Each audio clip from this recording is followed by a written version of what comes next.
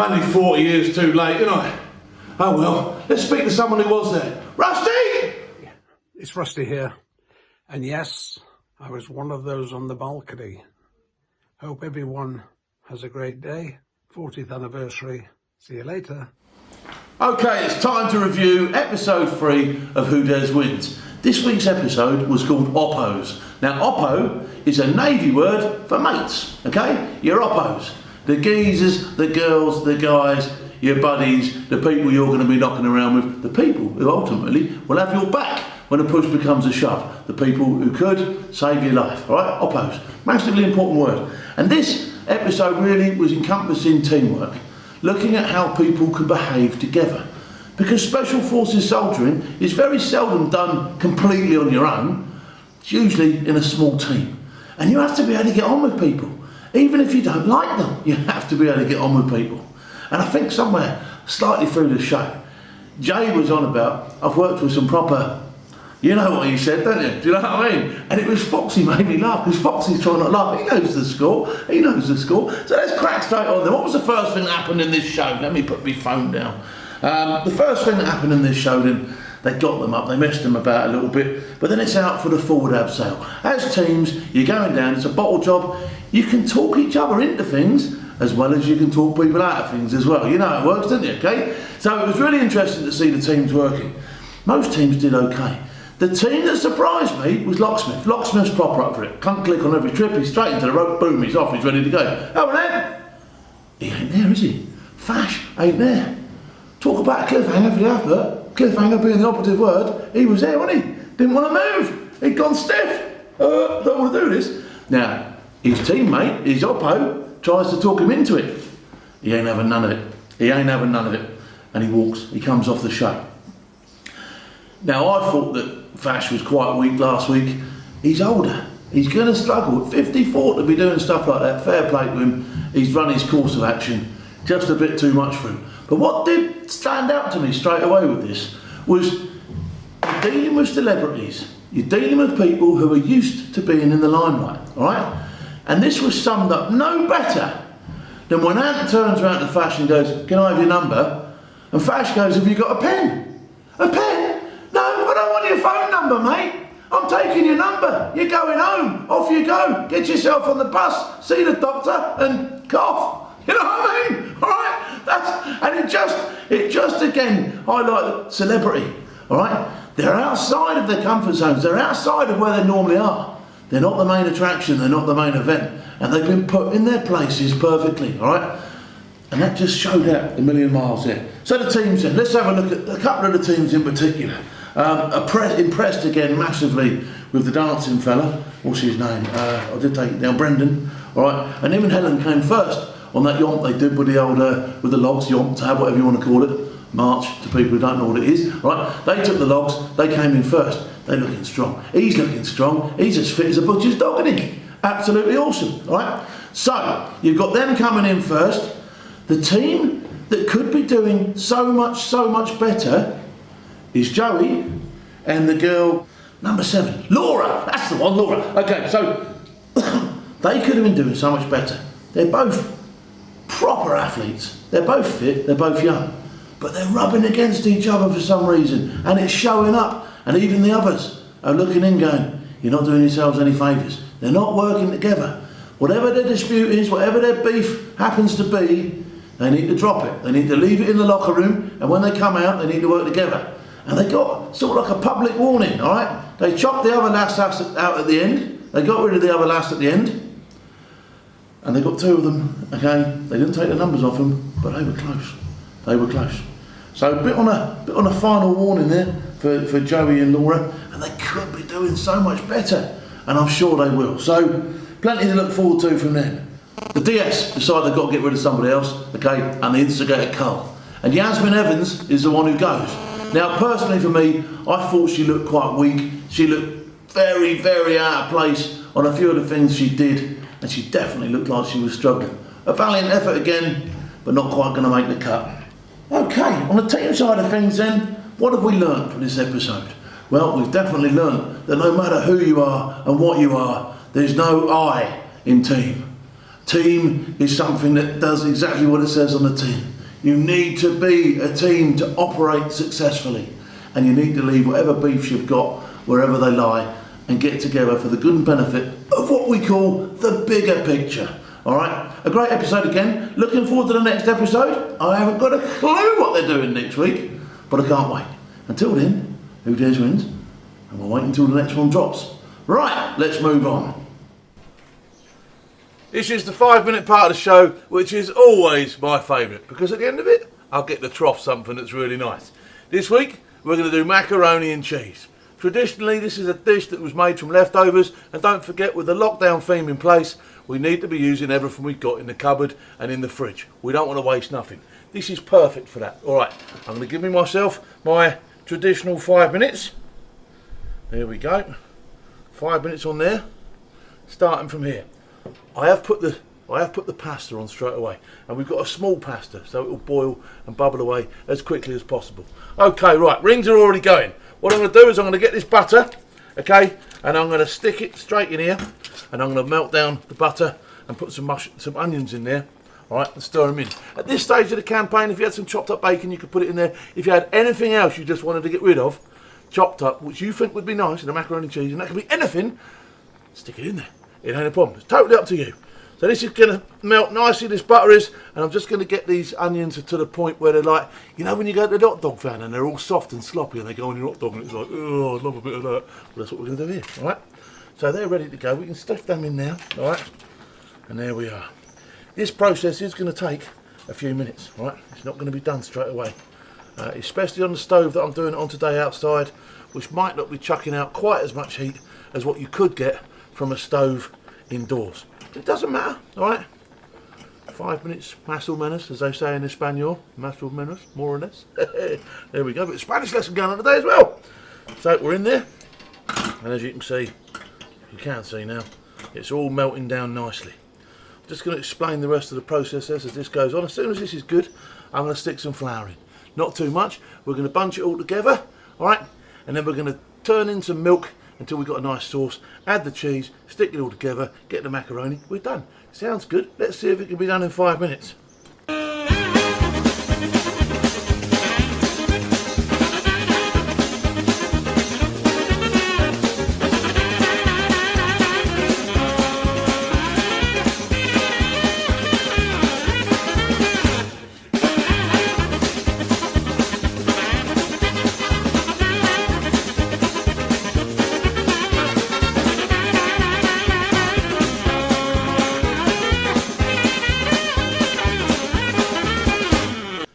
If you don't get this right, if you don't get those onions soft enough, it's going to all go wrong. And your sauce is going to be a bit of a mess. Alright, so it's going to take slightly bit longer, but it's worth doing. It's worth doing. I think I've got time for a small beer.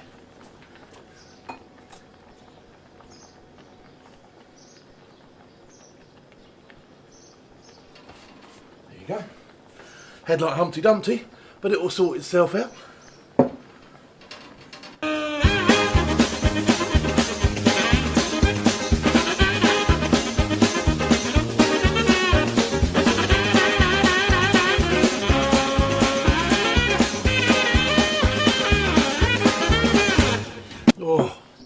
Oh, remember Floyd Grossman? He used to do that, didn't he?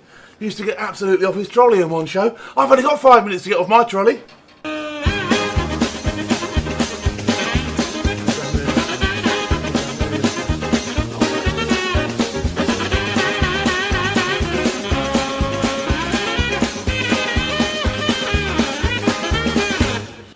I've only got a minute left. It looks like it's going to be a fail this week. It's going to be a worthwhile fail though. Okay, right, let's get some of this flour in there then, right? Here we go.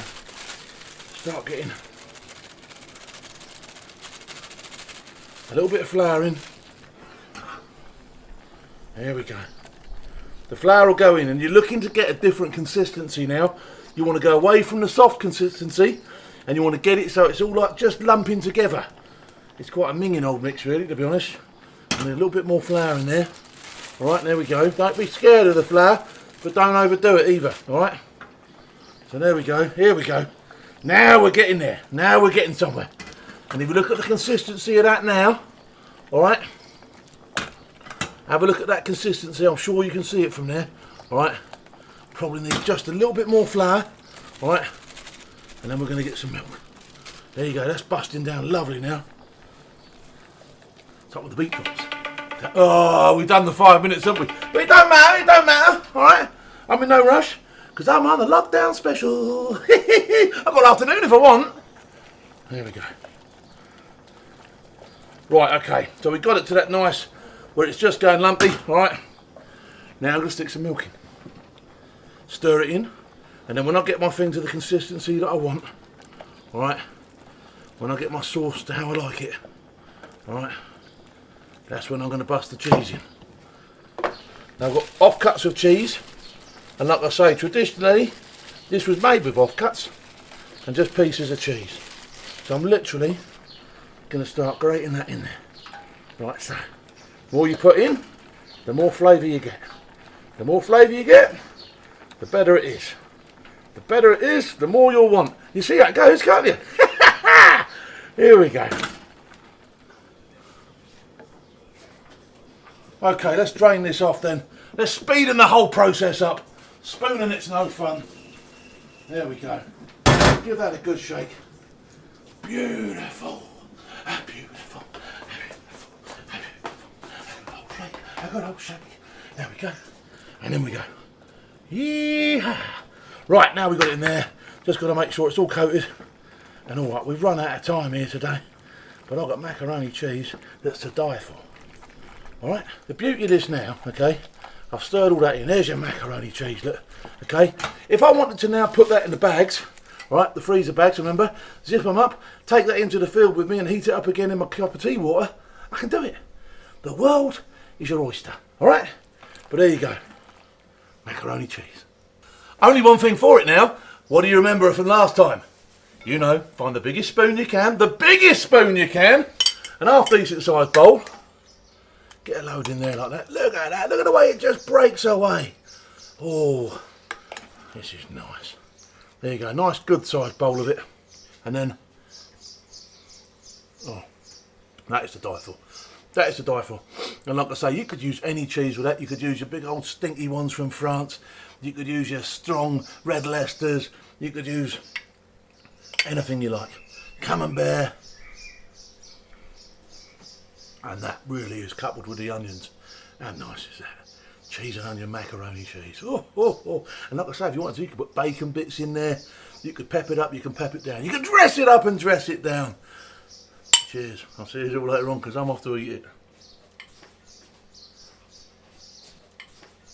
Whoa! Nearly forgot me plonk.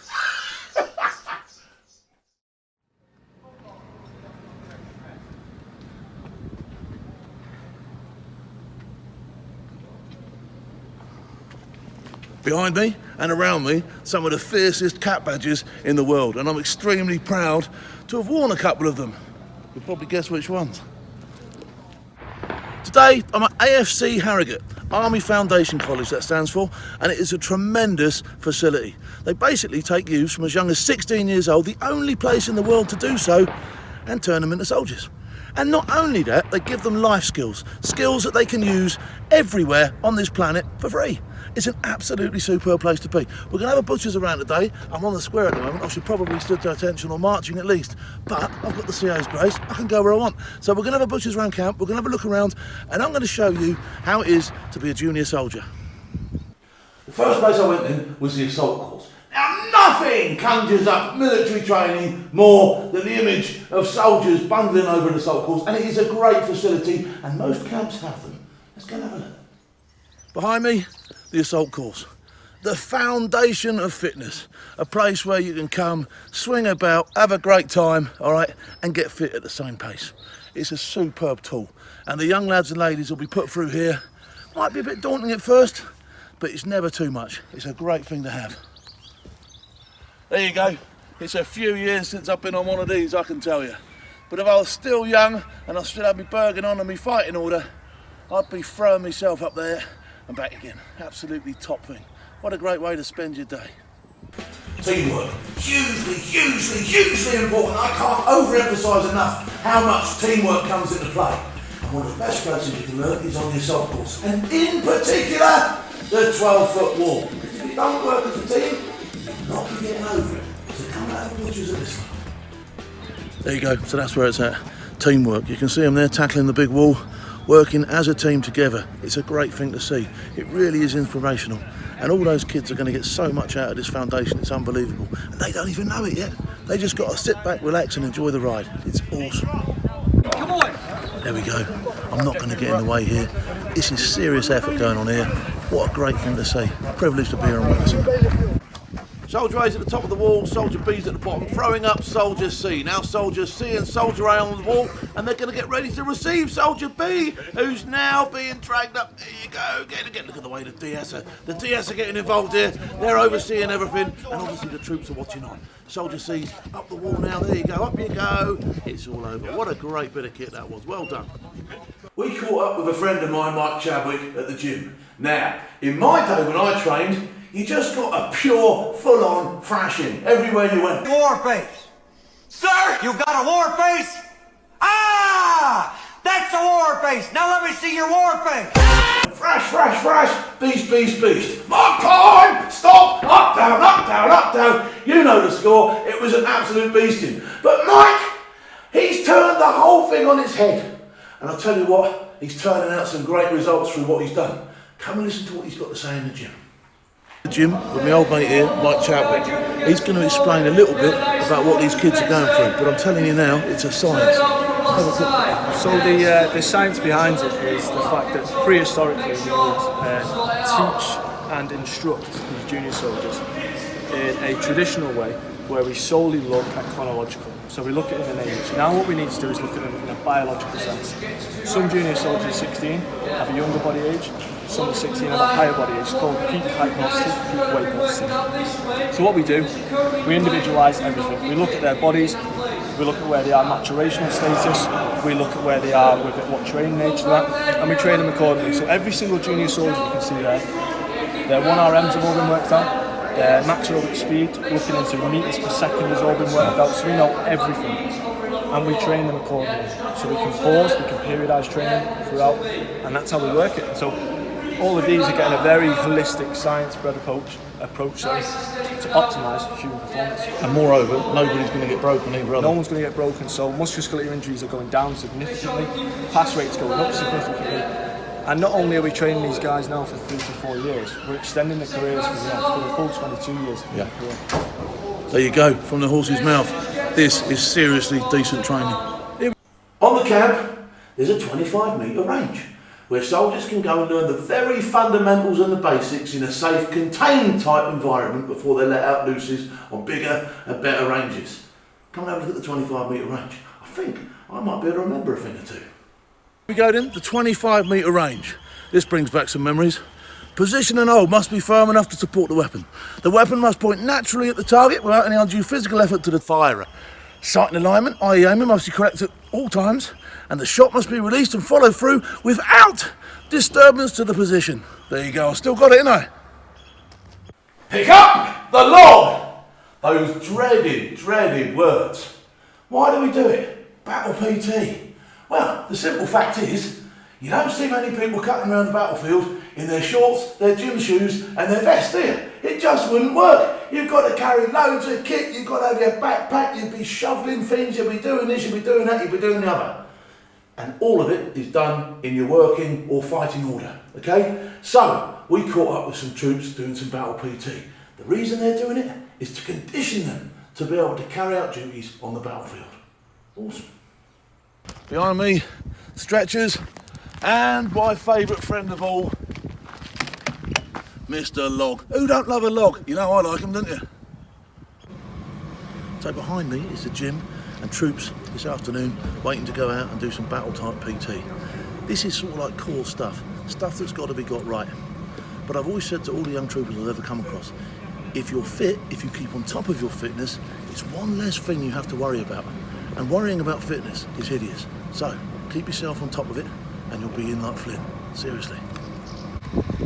So the dress behind me then, helmet, combats, boots, water bottle. What what they're doing is they're prepping them. They're bringing them in slowly. They don't start off with a Bergen straight away from day one. They work up to it, okay? So that's why they're dressed how they are today. They're still going to get a session, believe me. Go on, lads. Go on. Give it some. Come on then. Let's follow these geezers down. There we go. Come on. There we go. I'll do a little bit with you. You all right there? I'm good. You enjoying that? Yeah. Come on, let's go. Let's push it. Let's push it. There you go. Well done, lads. Great example. Well done, boys. My boys! Well, let's go, lads. There they go. The Army's new advertising campaign is all about confidence. And at Harrogate, they have a confidence course. Check this thing out. It's awesome. Confidence is a huge thing. And what this behind me is designed to do is give people the confidence. They're also going to work as teams because they'll be going up a lot of this stuff together. When they get there, obviously, bit of disco leg at the top, you know the score, but great stuff.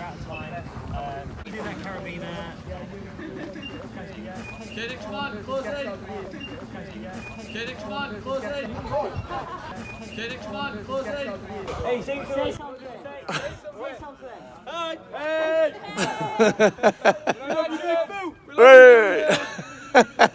Right. Well, that was a really tiny look around Harrogate.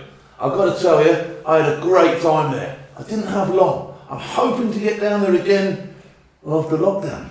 And I know that there's soldiers right now as we speak doing their lessons on Zoom and all that sort of stuff, and they're doing a tremendous job. And I really hope you get to pass out this year on time. And I'm sure your staff will do everything to deliver you from Harrogate on time to wherever it is you're going. I'd like to take this opportunity to thank the boss for having me, and I'm sure I'll be up to see you all again. What do I take with me everywhere for survival? Well, one of the things I take everywhere is this pen, all right? And not because I'm signing autographs. No, that doesn't happen. Not at my level of the food chain anyway. But this pen is more than a pen. It's extremely solid and it doubles up as a Kubotan. Now a Kubotan is a baton, I think they originate in Japan or something like that, but a Kubotan is basically a self-defense baton which when utilised will help get people off you, all right? You can pinch skin, trap skin, you can help bend arms and grip release, okay? It's an extremely great thing to have. And if you Google Kubotan and have a look at the uses of Kubotan, there's lesson after lesson after lesson with it. So there you go. It's not just a pen, it's a Kubotan. It's strong enough to be a Kubotan, and that's the key thing. A normal plastic pen will just snap the minute you try and do the stuff that you want to do if you try and use it as a self-defense tool. So, we've got a self-defense tool. What else have we got then? There's an extremely sharp point on the end here, okay? Now, that is capable of breaking out through a window, all right? So if you were going deep six in your car and you reached into your pocket and you couldn't get the window down because the electrics have gone, boom, you're out of your car with this piece of kit, okay? Now, let's just have a look at the other side of this point here. It's actually backed up by an extremely tough piece of steel, which is here, which goes inside. So that would collapse and you'd be left with that, and that would be what takes you through the glass. All right, so it's a bit like a centre punch. On the other side of that centre punch, and this is quite bizarre, all right, is a handcuff key. Now, I don't know, am I going to get taken? Phil Campion could get taken. I live extremely close to some horrifically dodgy places, all right, so Phil Campion could get taken. If they don't take my pen off me and they put me in handcuffs, I'll be getting out of there pretty soon, all right? So there you go, I've got a handcuff key in here, for whatever reason. Getting out of handcuffs, obviously. There you go, so, for all intents and purposes, now I have carried this pen on a plane, I've carried this pen on a plane, I've taken it on the bus, I've taken it on the ships. This pen goes everywhere with me. So it's not something that customs are going to suddenly go, well, I'll have that, all right? Now, I have had torches taken off me before, especially the old ones with the serrated edge and that sort of thing, because they see the Kubotan value in it straight away. When it comes to a pen, this writes, the nib goes in and out, it's a pen, but it's in my EDC, and it's in there because one day it might help me survive. There we go. I want the S.A.S. Man Reviews channel to be all about you guys as well as about me. Bit of interaction, that sort of stuff. And what better way to interact with people than give stuff away? Okay, here as it's going to work. Once we get to 1,500 subscribers, I'm going to be giving away 3 of these great bands and 1 times specialised kit, as shown on the first show, right? All the stuff's in there, as used by myself, if that means anything to you whatsoever. Okay, all the bits and pieces are in here. A great little survival kit with all the stuff that were featured on the first episode. That could be yours. Will be picked at random, all right? As the shows progress, as we get more followers, I'll be giving cooler stuff away, because I've got some people lining up to give me some great kit, and I don't want it. I want you to have it, okay? So, don't forget, like and subscribe. Once we're up to 1,500, this is going somewhere, and it ain't staying with me. You've got to be in it to win it. Right, until next time, I'll see you all later.